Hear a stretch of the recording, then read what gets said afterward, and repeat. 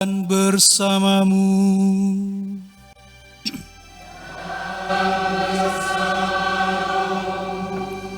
Inilah Injil Yesus Kristus menurut Yohanes.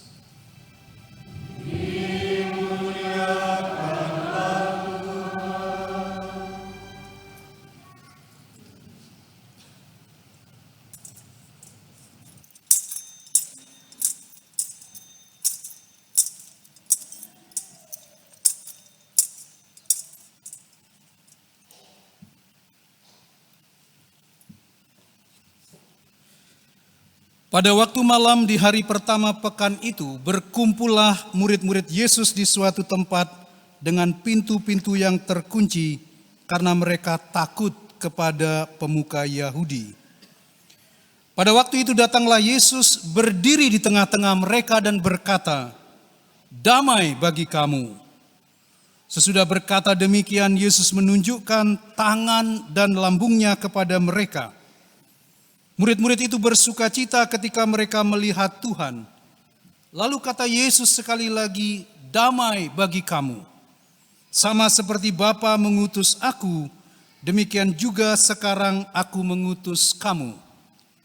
Sesudah berkata demikian, Yesus menghembusi mereka dan berkata, "Terimalah Roh Kudus.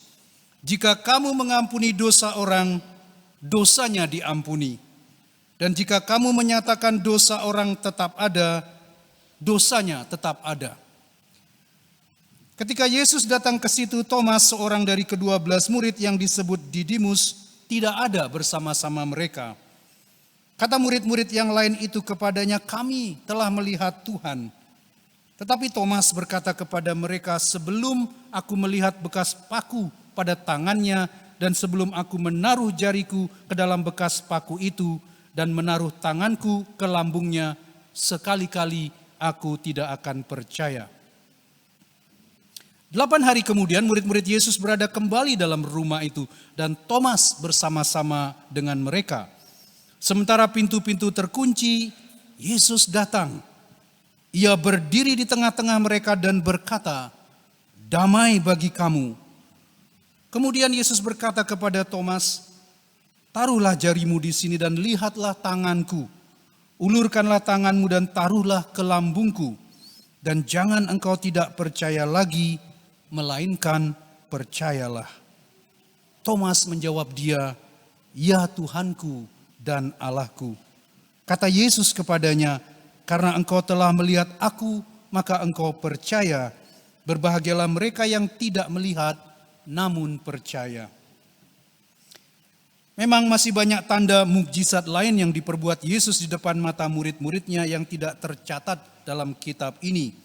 Tetapi hal-hal ini telah dicatat supaya kamu percaya bahwa Yesuslah Mesias Putra Allah, dan supaya karena percaya kamu memperoleh hidup dalam namanya.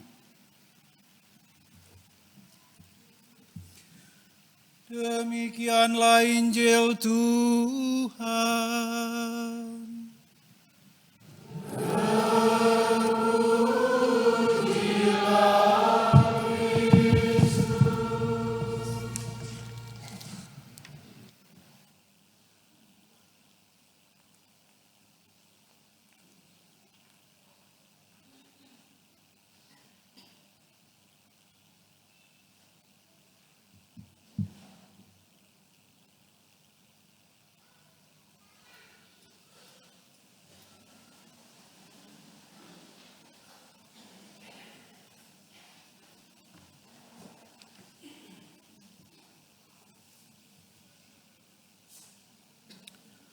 Saudara-saudari yang terkasih dalam Kristus, beberapa orang tanya, "Adi nu ya dinia?" Beli nuke metakon, "Ben pidan luas romo." Bapak Ibu saudara-saudari, saya tanya orang di Palasari, "Apa kerjaan saya?" Mereka bilang, "Saya ngado." Terus ngapain? Saya ke sana. Anyway, selama tinggal di sini juga banyak orang datang menceritakan pengalaman-pengalaman yang mereka sebut pengalaman magis, tentu saja berhubungan dengan dunia-dunia roh. Kajang Kliwon gitu, rame orang kasih tahu Romo Kajang Kliwon, nah maejak mau balelea gitu ya. Jadi orang excited begitu dengan pengalaman-pengalaman dunia roh, dunia apa pengiwe, dunia aji wegik dan lain sebagainya, orang suka sekali ya. Dan itu juga seringkali menjadi pembicaraan dari pasangan suami istri ya, apa tidak? Coba tanya masing-masing pasangan. Pernah enggak tanya, kalau saya mati duluan kamu kawin duluan, kamu kawin lagi enggak? Ayo coba tanya satu sama lain. Pernah tanya enggak? Kalau saya mati kamu kawin lagi enggak? Biasa kan tanya begitu kan? Apa enggak? Apa itu hanya di sinetron-sinetron? Enggak tuh. Itu pertanyaan biasa kan? Orang sering tanya, kalau saya mati nanti kamu mati duluan kamu kawin enggak? Terus yang mau kamu kawini siapa? Jadi kan orang kepo gitu ya. Ingin tahu. Itu biasa sekali menjadi pembicaraan antara sepasang suami istri. Nah, ada cerita sepasang suami istri yang membuat kesepakatan bahwa siapapun yang mati lebih dulu akan kembali dan memberitahu yang lain tentang kehidupan setelah kematian. Menarik kan? Coba nanti kalian buat kesepakatan sama-sama, kalau saya mati duluan, kamu nanti kembali kasih tahu saya kayak apa di sana. Ya, kan bagus tuh. Jadi bahan pembicaraan. Ketakutan terbesar dari pasangan ini adalah bahwa nanti tidak ada akhirat. Ya kalau nanti ada surga di sana. Ensing ada kengken. Jadi di sana tuh ada surga apa enggak? Ya saya tahu di Gianyar sana ada desa namanya Swarga. Ada. Ya. Ada surga enggak di sana itu? Akhirat itu ada apa tidak? Orang bilang waktu kita kecil surga di telapak kaki ibu. Saya cari di telapak kaki mama saya yang ada apa. Ya. Setelah hidup yang lama, sang suami adalah yang pertama meninggal. Untung ya kalau suami mati duluan kan dapat warisan gitu. Kalau dia punya warisan. Kalau enggak punya ya sudah. Ada liu, celeng, kucit, meberarakan. Kalau sing raga ngelang. Ya kan? Dan setia pada kata-katanya, ia menghubungi istrinya. Jadi mereka sudah sepakat. Jadi karena suaminya meninggal duluan, suaminya datang sesuai dengan kesepakatan. Panggillah istrinya, Ani. Sing jadi Ani ya. Ani. Lalu istrinya kaget dengar suara suaminya, dia tanya, apakah itu kamu Amrin? Suaminya namanya Amrin. Ya, aku kembali seperti yang kita sepakati. Bagaimana rasanya di sana? Lalu suaminya cerita, ini yang dia bilang, aku bangun pagi hari, bercinta, sarapan, pergi ke lapangan golf, lalu bercinta lagi, mandi di bawah sinar matahari, kemudian aku bercinta lagi 2 kali, adik kuat gati, aku makan siang, main-main lagi di lapangan golf, bercinta lagi sepanjang sore, setelah makan malam kembali ke lapangan golf lagi, lalu bercinta lagi sampai larut malam, hari berikutnya diulang lagi seperti itu.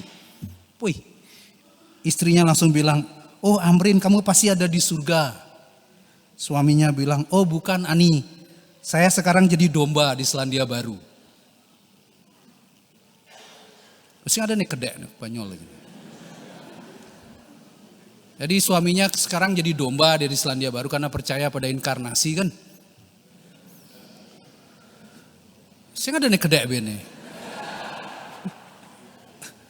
Ya, orang tuh percaya bahwa orang tidak makan sapi karena sapi itu adalah reinkarnasi orang yang meninggal, maka sapi tidak dimakan begitu.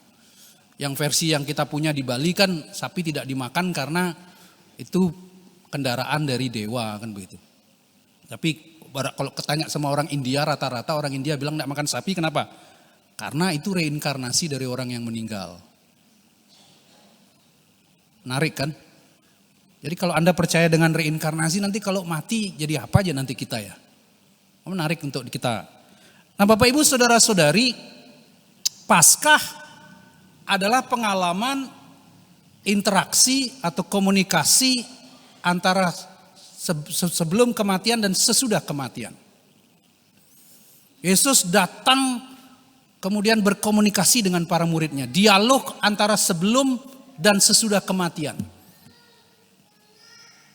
Dan kali ini kita punya cerita, jadi dalam Injil Yohanes itu ada 3 kali peristiwa. Dia menampakkan diri kepada Maria Magdalena, lalu kepada ke-11 murid, lalu kemudian pengalaman yang kita dengar hari ini, yaitu 11 murid minus Thomas. Lalu nanti ada pengalaman menangkap ikan di Danau Tiberias, 7 orang di sana.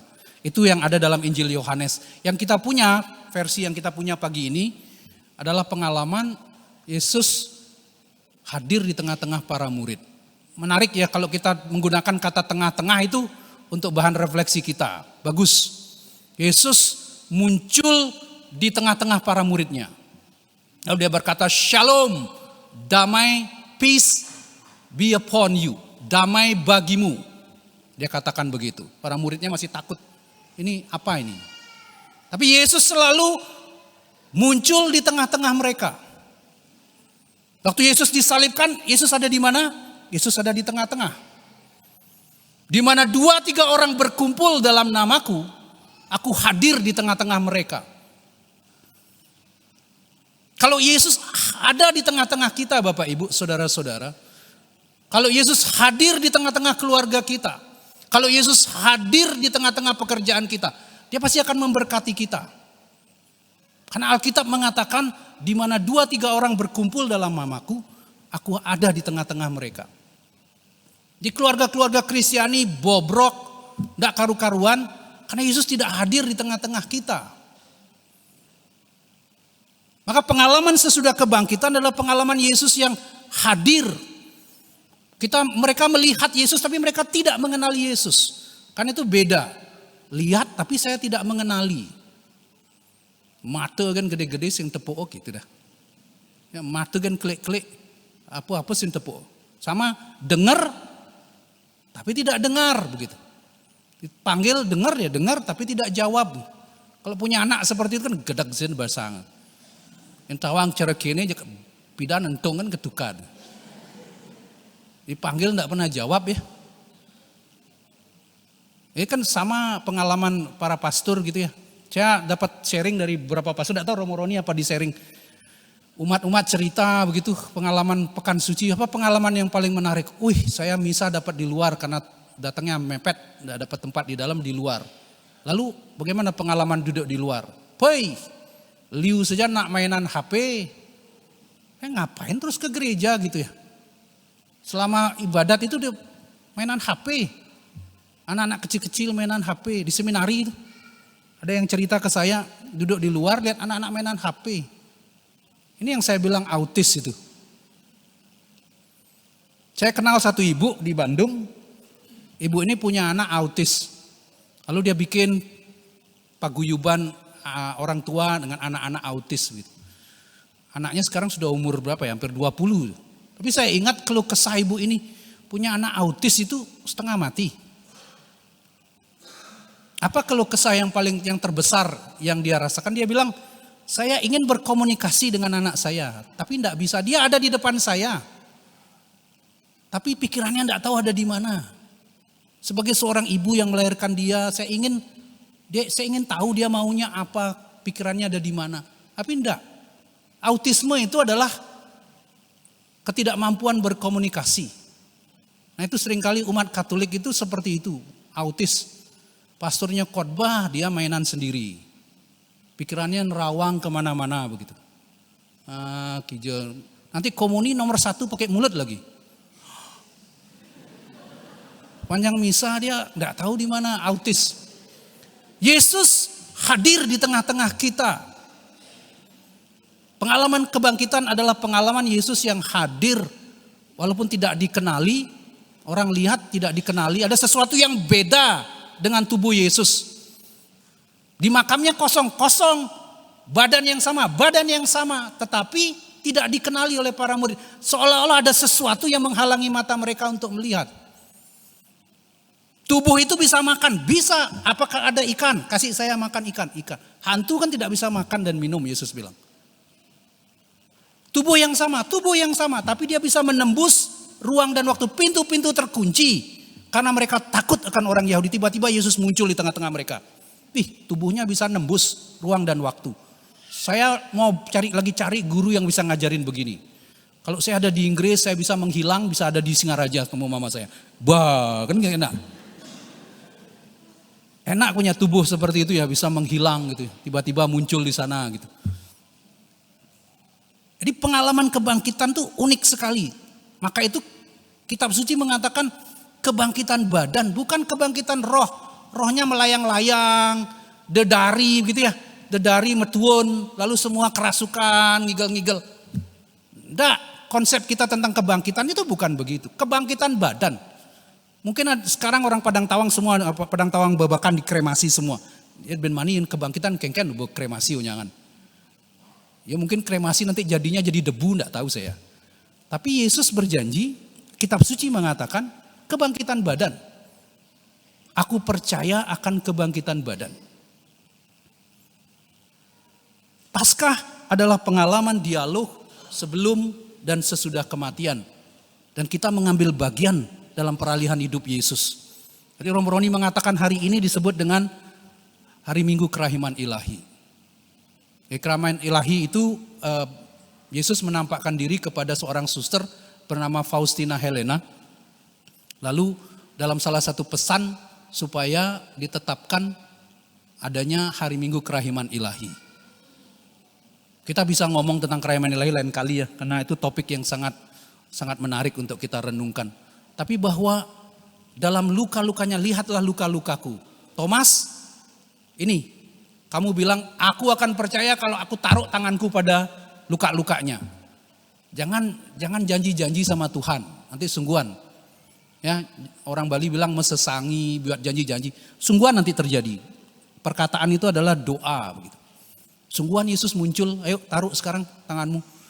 Maka kemudian dia nyerah sekaligus ya. Ya Tuhanku dan Allahku, yang kita punya dalam setiap kali konsekrasi kita punya doa itu. Enggak tahu Romo Kersten menciptakan doa itu. Doh penyungsungan titiang, doh widen titiang. Ya Tuhanku dan Allahku itu Romo Kersten menciptakan. Cari di tempat lain ada enggak orang pakai doa begini? Enggak ada. Romo Kersten dulu menciptakan itu. Doa itu kita pakai terus. Kita menyerah di hadapan Yesus. Jangan sombong-sombong sama Yesus. Nanti seperti Thomas akhirnya. Tiba-tiba Yesus muncul di sana. Ayo, kamu sombong sekali tidak mau percaya. Ini Yesus muncul. Jangan main-main sama Yesus. Jangan buat janji-janji apa gitu. Sungguhan keturutan kapok. Ya, saya akan ngayah di gereja kalau saya sembuh. Dikasih sembuh, enggak muncul-muncul terus itu. Muncul sekali aja enggak pernah datang lagi. Akhirnya lebih parah lagi dia. Kalau dulu pakai tongkat sekarang diseret kakinya. Kapok kamu. Ya, jangan buat janji-janji kalau tidak bisa menuruti. Bapak Ibu saudara-saudari, mari kita pada hari ini, pada hari Minggu Kerahiman Ilahi, Yesus menunjukkan luka-lukanya kembali kepada kita. Luka-luka itu adalah resit, nota akan pengampunan Tuhan. Di dalam luka-lukanya kita disembuhkan. Dalam luka-lukanya kita dibalur. Dalam luka-lukanya kita dibasuh dan disucikan. Dalam luka-lukanya kita diampuni.